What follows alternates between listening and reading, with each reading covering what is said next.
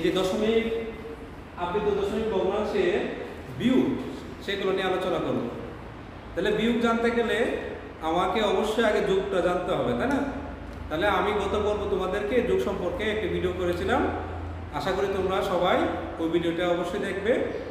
আর যারা আমাদের এই চ্যানেলে নতুন, অর্থাৎ আমার চ্যানেলটিকে সবাই সাবস্ক্রাইব করে দিবে, লাইক করবে, শেয়ার করবে।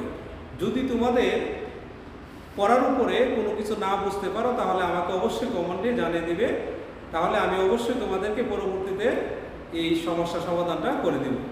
ধন্যবাদ সবাইকে। আজকে আমরা যে বিষয় নিয়ে আলোচনা করব সেটা হচ্ছে দশমিক ভগ্নাংশের বিয়োগ।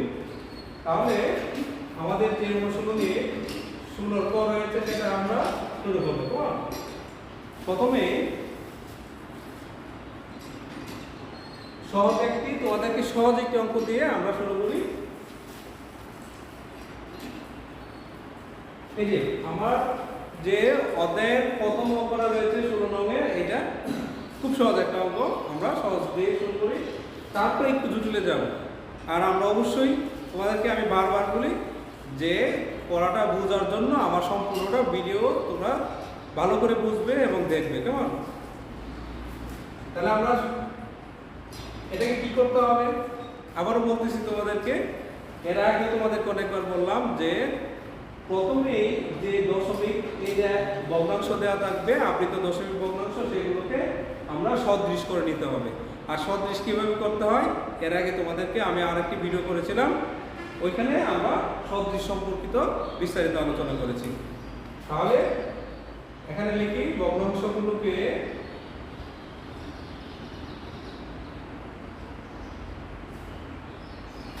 বা ভগ্নাংশগুলোর মধ্যে প্রথমে লিখব যে ভগ্নাংশগুলোর মধ্যে কি অনাবৃত অংশে অঙ্ক সংখ্যা, তাহলে কি হবে যে ভগ্নাংশগুলোর মধ্যে অনাবৃত অংশের অঙ্ক সংখ্যা, অর্থাৎ দশমিকের পর যত সংখ্যার উপর আমার কোনো কণিক নাই সেটা নেই। কয়টার উপরে নাই? একটার উপরে, শুধুমাত্র একের উপর। এবং আবৃত অংশের অঙ্ক সংখ্যা, ক্ষেত্রে আবৃত কয়টা? এই যে একটা, তারপরে এটার উপর একটা, মাত্র এক। অর্থাৎ এটাকে আমরা বারবার লিখব 1, দিয়ে আবার 1, এবং তাদের লসাগু। তাদের লসাগু কত হইতেছে? 1 আর 1 এর লসাগু কত? আমরা জানি 1 আর 1 এর লসাগু 1। সুতরাং এখন লিখে বলবো, সুতরাং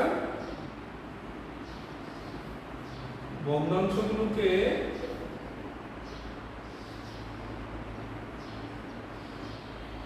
সদৃশ আবৃত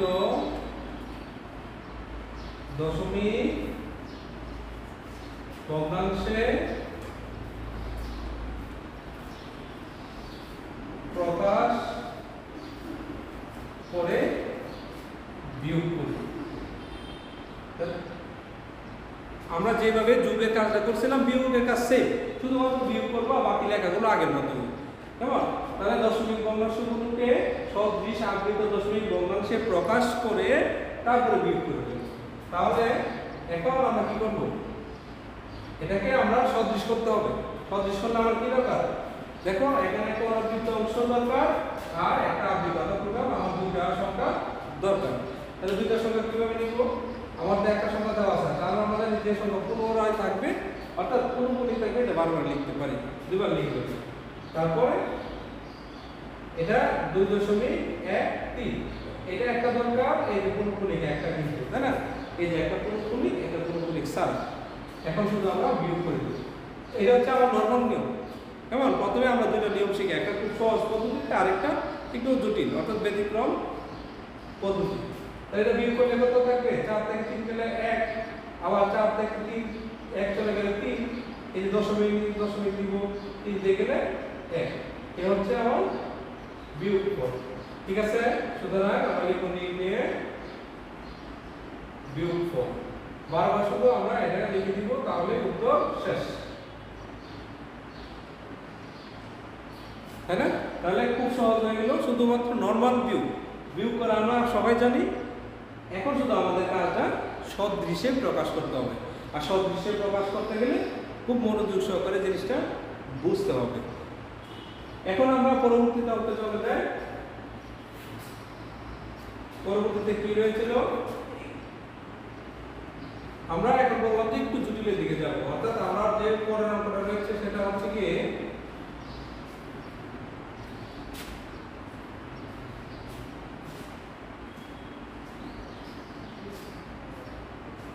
এটা হচ্ছে আমার পরবর্তী অঙ্ক। খেয়াল করি আমরা এখানে 8.49 এটার কোনো পৌনঃপুনিক নাই, তারপরে 5.356 এটার উপরে দুইটা পৌনঃপুনিক আছে, একটা পৌনঃপুনিক স্যার।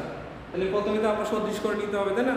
সদৃশ করে নিলে এখানে ভগ্নাংশগুলোর মধ্যে অনাবৃত্ত অংশের অঙ্ক সংখ্যা, তাহলে অনাবৃত্ত কয়টা দেখো, দশমিকের পরে যতটা সর্বোচ্চ সংখ্যার উপর অনাবৃত্ত থাকবে সেটা নেব। তাহলে কয়টা আছে আমার এখানে? দুইটা সংখ্যা, তাহলে আমরা বসাবো 2।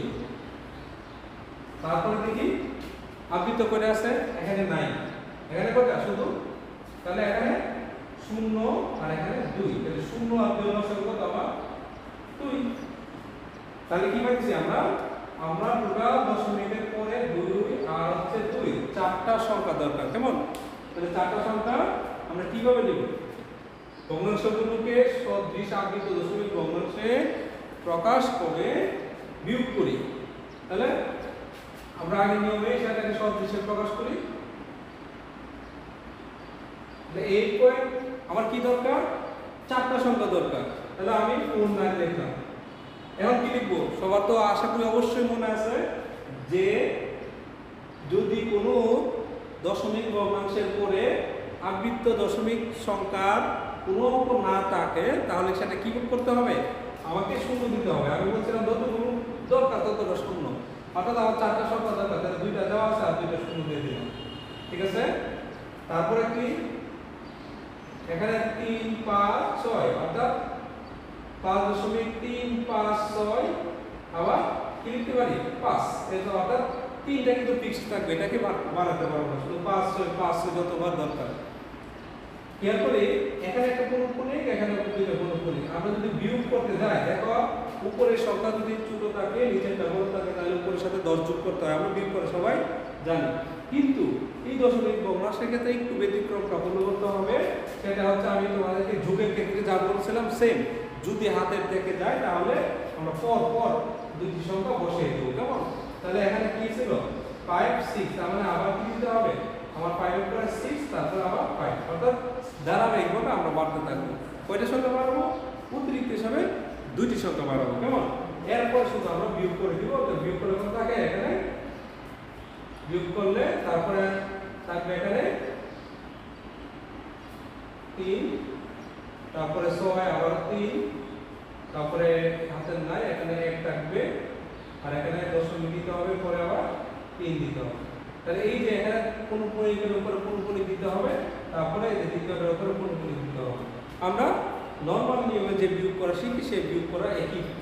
সুতরাং আবার লিখব, সুতরাং নির্ণয়ে কি বিয়োগফল, নির্ণয়ে বিয়োগফল 3.1334, এই হচ্ছে আমার উত্তর, ঠিক আছে? তাহলে আমরা খুব সহজেই প্রথমে একটা নরমাল পদ্ধতি করলাম, পরে একটা একটু জটিল পদ্ধতি করলাম। সবসময় মনে রাখতে হবে যদি কোনো অঙ্কে হাতে থাকে তাহলে অবশ্যই আমরা পরবর্তীতে দুইটা সংখ্যা বাড়াতে হবে, ঠিক আছে? এইভাবে যদি বড় বড় সংখ্যা থাকে তাহলে আমরা কোনো সমস্যা নাই। এই নিয়মটা যদি ভালো করে জানি, অবশ্যই আরও জটিল সংখ্যা থাকলেও আরও বড় বড় সংখ্যা থাকলেও আমাদের পক্ষে এই বিয়োগ করা সম্ভব। এরপরও যদি তোমরা বিয়োগ করতে কোনো সমস্যা হয়, কোনো এখানে আজকের ভিডিওতে যদি কেউ কোনো কিছু না বুঝতে থাকো তাহলে অবশ্যই আমাকে কমেন্ট করে জানাবা। সবাইকে ধন্যবাদ জানাচ্ছি, আমার ভিডিওতে আবারও জানাচ্ছি তোমরা সবাই সাবস্ক্রাইব করবা, সবাইকে শেয়ার করবা। ধন্যবাদ সবাইকে, আল্লাহ হাফেজ।